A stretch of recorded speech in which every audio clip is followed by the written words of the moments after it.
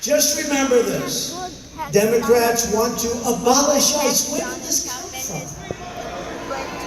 By the way, do you have any idea what ICE says? I don't think anybody in this room, unless they're really tough, and I know a couple of people right here, probably tough enough, I don't think so. I know them too well. Actually, I know their weaknesses, so I think they're not.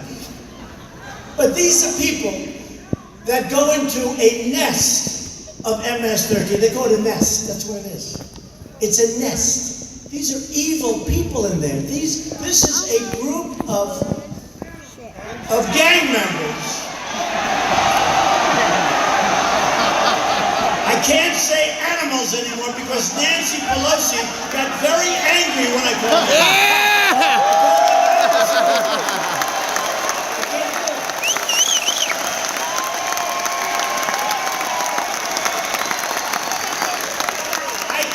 Call them animals, even though they have guns, but they don't like using guns because it's not painful enough. They want to slice people up, young girls walking home from school, 16 years old, and they sliced them up. They died. They died. Their parents are incredible people. I met their parents, devastated. And the reason was because it was more painful. And then I call them animals, and Nancy Pelosi gets upset because I'm talking about human beings. They don't do it. They don't do it. So, we want to abolish MS-13. They want to abolish ICE. And I have to tell you about MS-13. You know, we have towns in Long Island. I grew up in that area generally. I know every one of those towns. They were always great. They were safe. You leave your door open at night. You never locked your door. You leave your windows open, no problem. Now they're infested with MS-13, but we're getting them the hell out so fast. Don't worry about it. We're doing a great job. And we have really no laws to work. We have really no laws to work. The laws are horrible. The laws are the worst and dumbest in the history of the world. Again, between the trade deals world and our immigration, horrible laws in the world. But we're getting them out. But you know what? ICE, we call ICE. And they go into those towns, and they grab those guys by the neck, and they throw them into those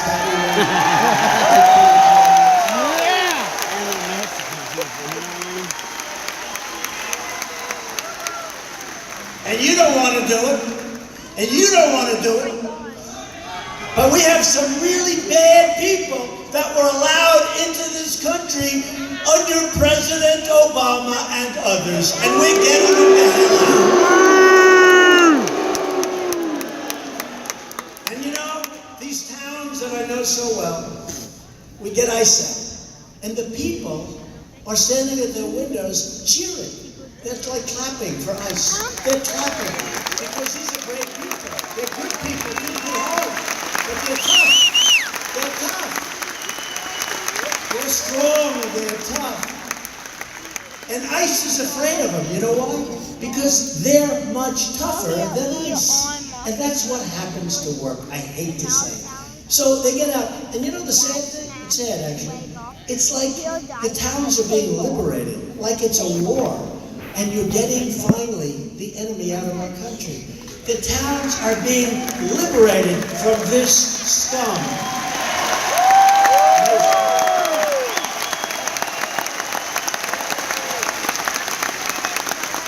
So the Democrats want to abolish ICE and the Republicans want to cherish ICE. And I can tell you that. And I think everybody in this room respects and really admires Border Patrol, ICE, all of our law enforcement.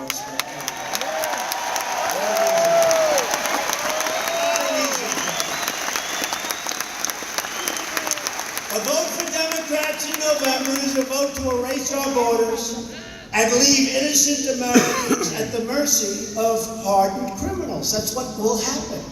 We need strong law and order.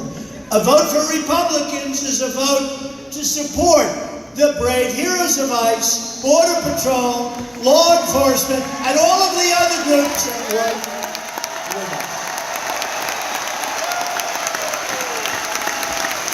Every day, so badly treated. That's why I'll sometimes go more and more in favor of talking about ICE. Because what the Democrats are doing to the morale of these brave people is incredible. It's incredible. And you know what? If they didn't have them, they'd be calling up begging, saying, where is that? We need ICE. We need somebody to help. This election is about safety. And this election is about jobs. Yes.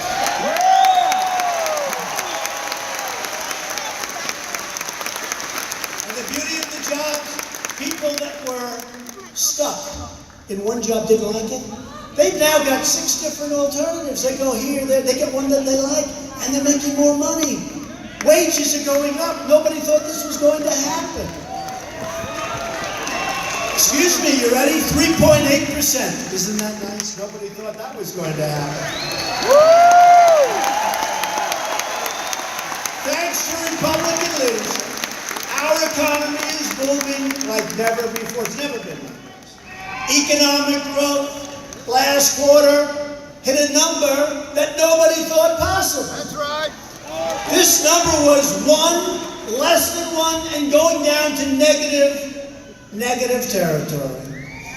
We've created nearly 4 million new jobs since the election and lifted almost 4 million Americans off food stamps.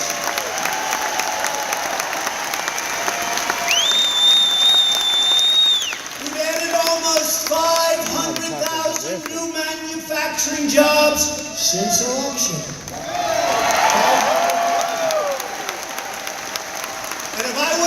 Here, and I did come to Indiana a lot, and you know who I brought with me? Who did I bring? The great Bobby Knight.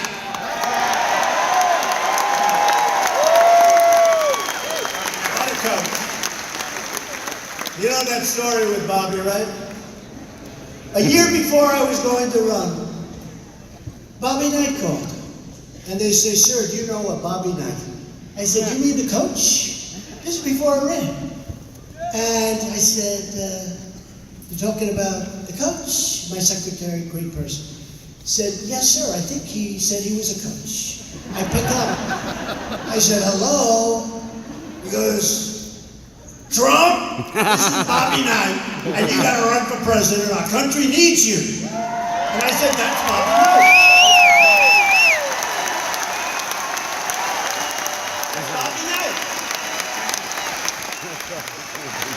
After the first word, I knew it was Bobby Knight. And he said, you got to run. I said, well, you know, Bobby, first of all, I respect you a lot, and I really love winners, and you are a winner. And the job you did, great guy. He's also a great guy, big heart. He doesn't want people to know that, but he's actually got a very big heart. He'd be devastated if I said that he has a big, but he does. He has a big heart. But I said, you know, Bobby, I haven't decided to run. But if I do, could you give me a number? I'll take it, and I'll call you. It's an amazing thing happened. So I write down his number, it was a cell.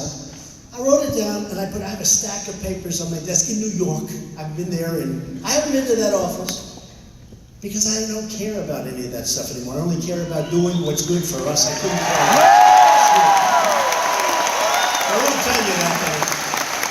So I take this number, and I put it on my desk, and I put it in the middle of a stack of papers. I just, you know, it's like sort of a file. Some of you people might have some. It's like a file of things you may need someday, but probably not. And then when you go through them about 3 years later, 95% of it you throw out, right? But I had 2 big stacks. You'll see pictures of me in the office. You'll see these massive stacks. I just have them. And now I say, I'm going to run. And we did great. We were on center stage of every single debate, right? Every single debate. Center stage means we were never in second place. And if we were, they would let you know about it tomorrow morning. They would let you know about it. We were never in second. I was Them center stage fuckers. All them liars right there. Anyway, I'm doing well. We won New York. We won this one. We won that one. We won New Hampshire. Right. Wow, New Hampshire was so great. We won South Carolina. We won North Carolina. We won everything. Oh yeah, they're mad.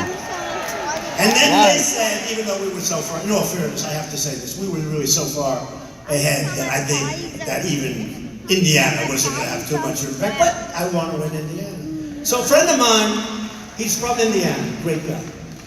I said, how am I doing in Indiana? He says, great. I said, good. He said, what can I do to a church? Well, if you could get like Bobby Knight to endorse you, that would end Indiana. I said, you know, it's funny that you mentioned that, but he called me a year ago wanting me to run. He said the country needs him. And I said, and I put his number right here. I was at my desk. I put his number right here. And true. I bet you I have 2,000 pages of stuff, more. And I said, I put it right here. And I lifted up the stack, like in the middle. I lifted it up. And there's a little card. It says Bobby Knight with a number. It's a little stuff.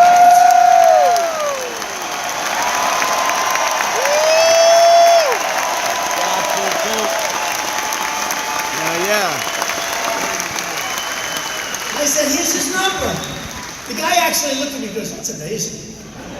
And I dialed in front of him. I dialed him. And Bobby Knight didn't even ask who was on the phone. I guess he sees New York and he sees maybe Trump Organization. He goes, I've been waiting for you to call. Right?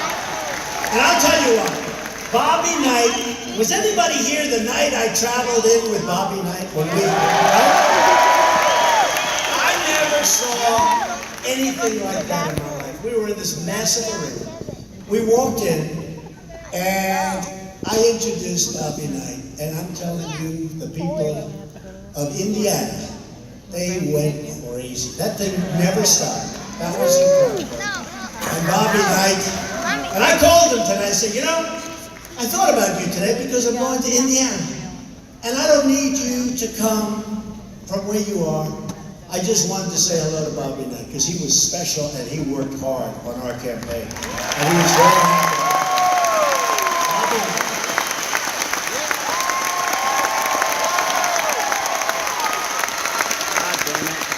We love winners. We love winners. Winners are winners. Bobby, Jack Nicklaus. Tiger, how about Tiger, the comeback is Tiger. Did you see the fake news tried to fake out Tiger? They didn't do too well. Tiger's shot. Now, we love winners. We love winners. Our country is becoming a winner, and our country is respected again. You see?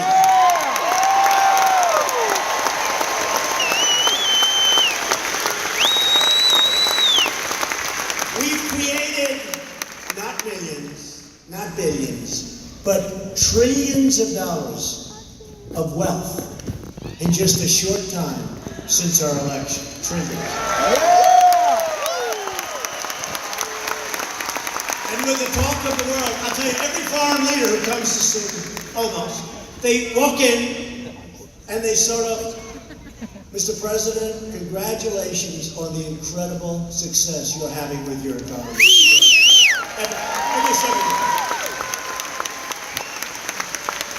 And something I'm very proud of, African American unemployment recently achieved the lowest rate ever recorded in the history of our country.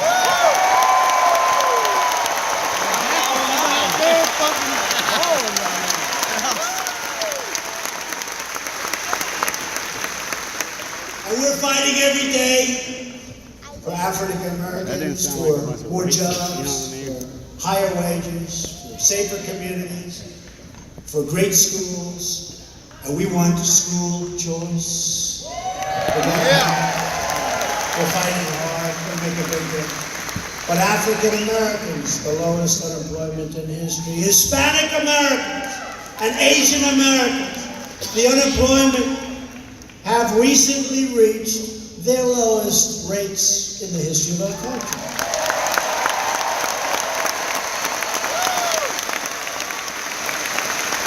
And I do remember when I used to go, and I'd go to a big arena like this. Bigger!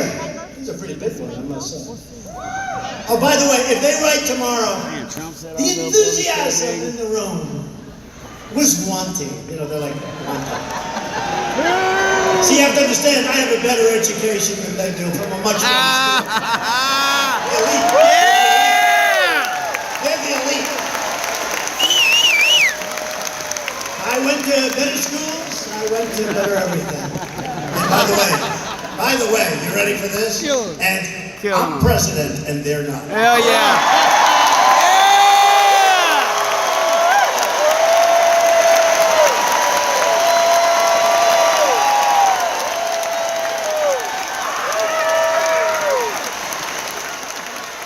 But it's us. It's a movement. It's a movement. Oh, come on, Bo. Sit down. Like this country, and probably the world, but Sit like back this down. country has never seen. That's a big statement. But I make that statement, I don't get corrected. Good And they will job. correct me in 2 seconds. I don't get it. This is a movement like this country has never seen before. I'll give you an example.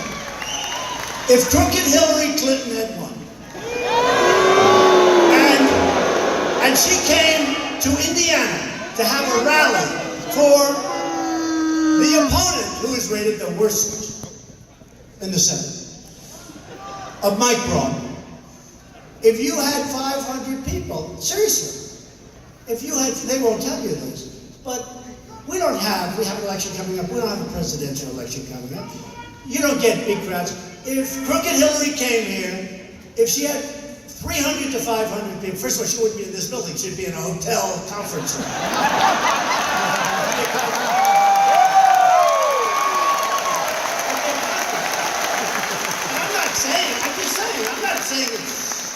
I'm just saying something incredible is happening with our country now. Youth unemployment has just reached its lowest rate in nearly 50 years. That's a biggie. Unemployment, this is so important. Unemployment for Americans without high school diplomas has reached the lowest rate ever recorded.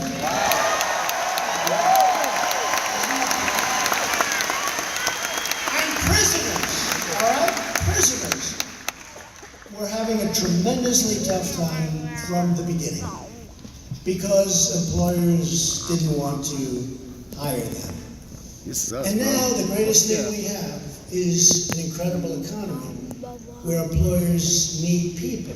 That's right. And for the first time ever, really, and we have a lot of great programs to help, for the first time ever, employers are hiring prisoners. They're getting a second and in some cases a third chance. Oh, yeah.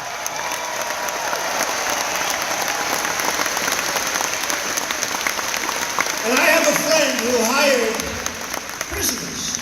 I said, whoa, that's great. And he said, you wouldn't believe how great they are. They're better than my other people. Now, he's got a couple of cases where he's not so happy, and that's the end of that. But that's fine. But he said, these are incredible people. And I guarantee you, Don, I'll have them in here for 25, 30 years. These are incredible people. They're getting a second chance in a couple of cases. That's right. damn It was straight. a third chance. But it's unfair.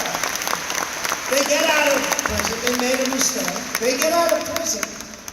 And nobody hires them. And they end up going back. They can't live. They can't eat. They can't anything.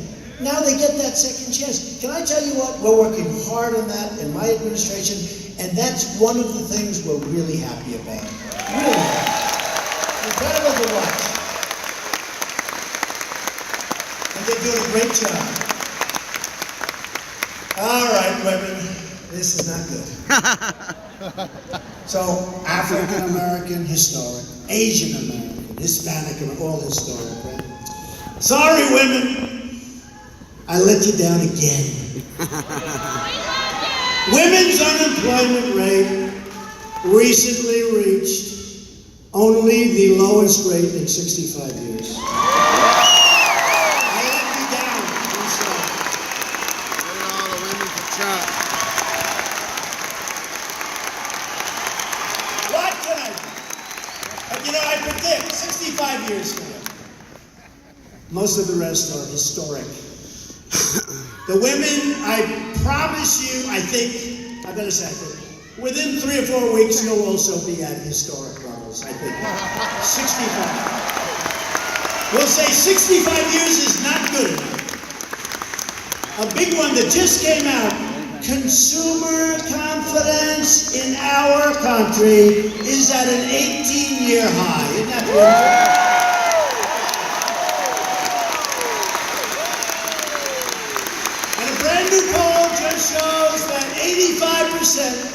of blue-collar workers. I love blue-collar workers. Yeah.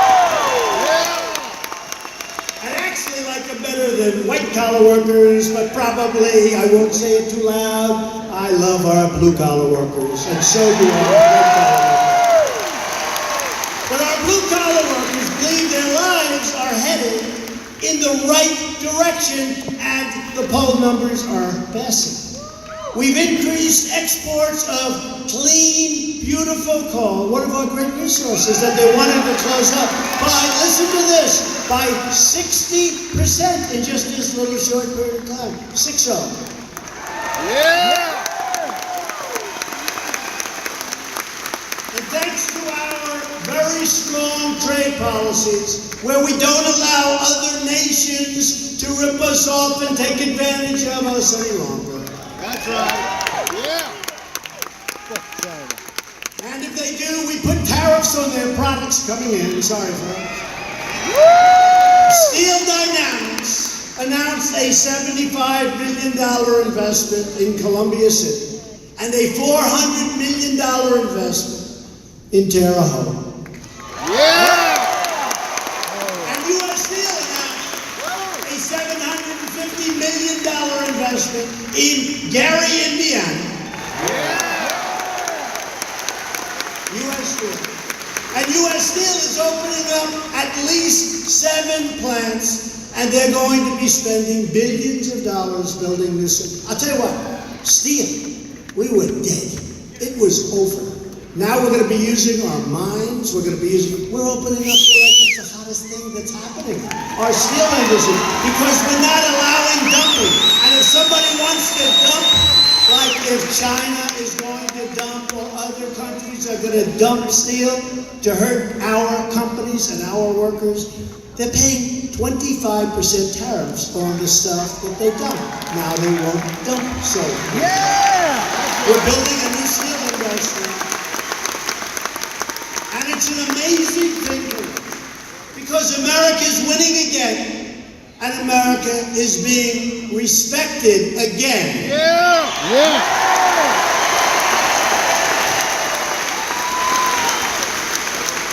I'm proud to say that I was asked to help because they weren't getting any help. It wasn't going to happen with the previous administration.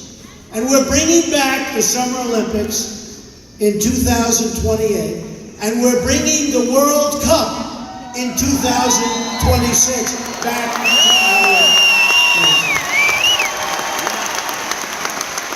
Those are just the little things. By the way, the Olympics, the World Cup, the big stuff, you know what that shit. is. We got this gas. We passed the biggest package of tax cuts and reforms in American history. Indiana families are saving $5 billion on their taxes this year alone. $5 billion. And I tell the people, a typical American family of 4 earning $75,000 will take home $2,000 at least extra this year. And many will take home really much more than that.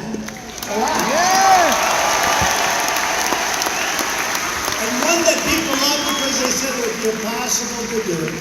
Our tax bill saves small businesses and family farms, ranches, and all of the other things associated with if you die, you pay a big tax and your children lose it. We have gotten rid of the estate tax, also known as the death tax.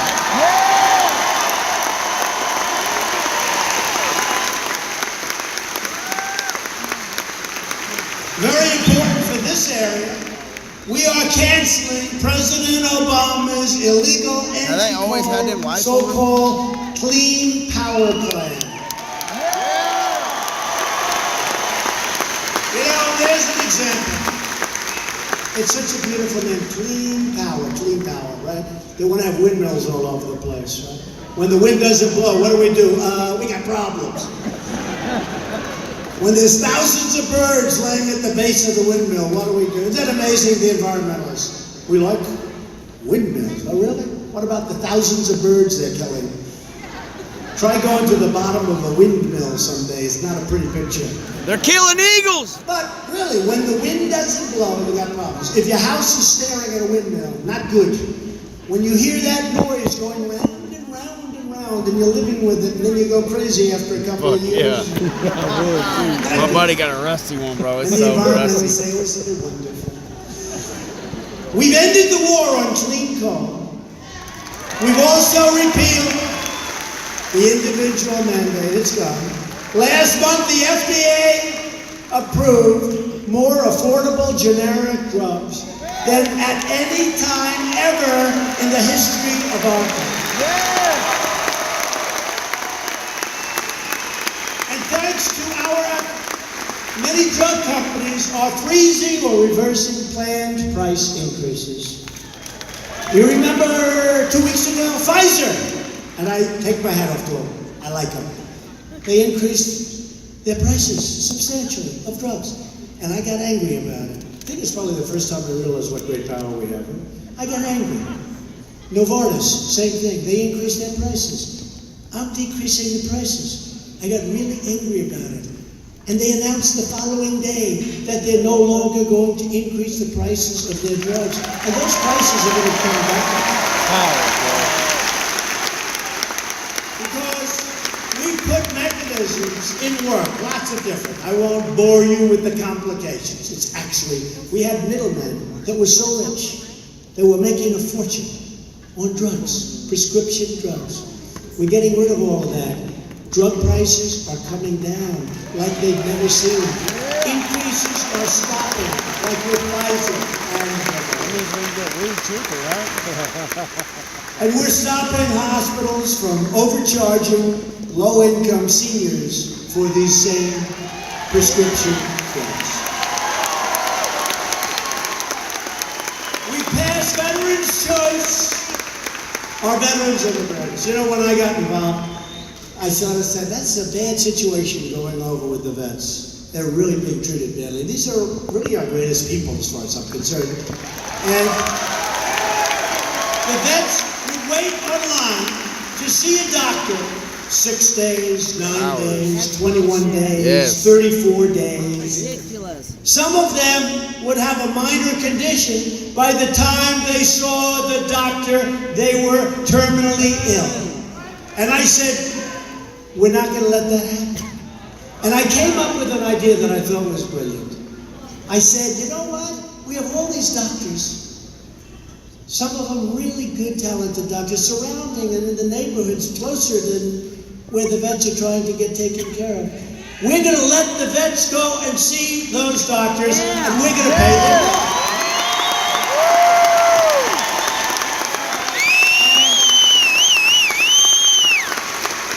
And I said, this is so brilliant. And then I presented it to Congress, and the congressman, yes sir, we've been trying to pass this for 45 years. So, because it's common sense when you think. The problem is they couldn't get it passed. We got it passed. It's called Veterans Choice. The veterans have a choice. They can go here or they go out to see a doctor. We pay the bill. We also passed a landmark, and this was just as tough, believe it or not, VA accountability law, where people that work at the VA are now held accountable. Yeah. So now if a government worker abuses one of our great veterans, we turn to them and we very toughly say, sorry, you're fired.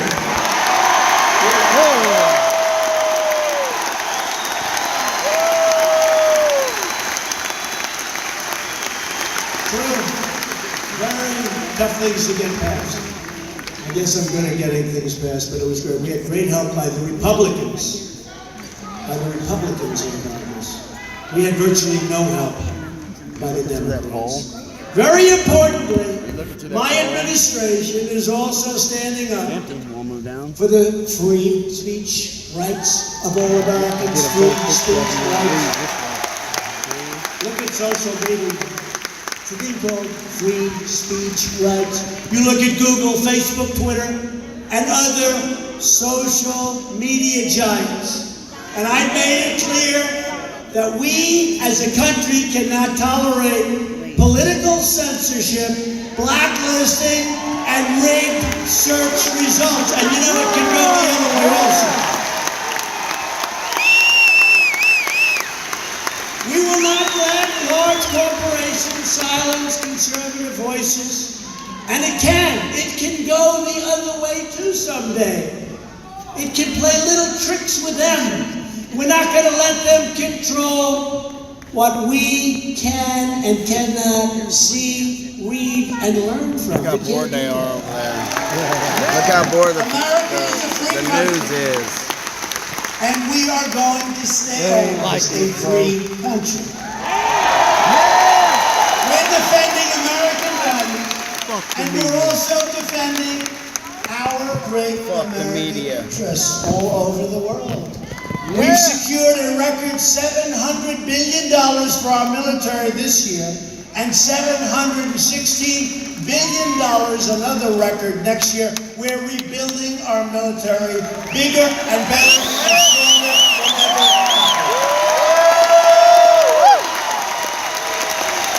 And in my direction, the Pentagon is working to create a sixth branch of the United States Armed Forces. It's called Space Force. I withdrew the United States from the horrible Iran nuclear deal. And if you look at what's happening to Iran, they are not too happy. You know, when I came into office, Iran was like this big power. And there was just a question of when are they going to take over the whole Middle East. They're going into Iraq, they're going into Syria, they're in Yemen. They were looking at the Mediterranean far away. They were going to take it all over. And I said, you know what I'm going to do? I'm going to terminate this stupid deal made by the previous administration.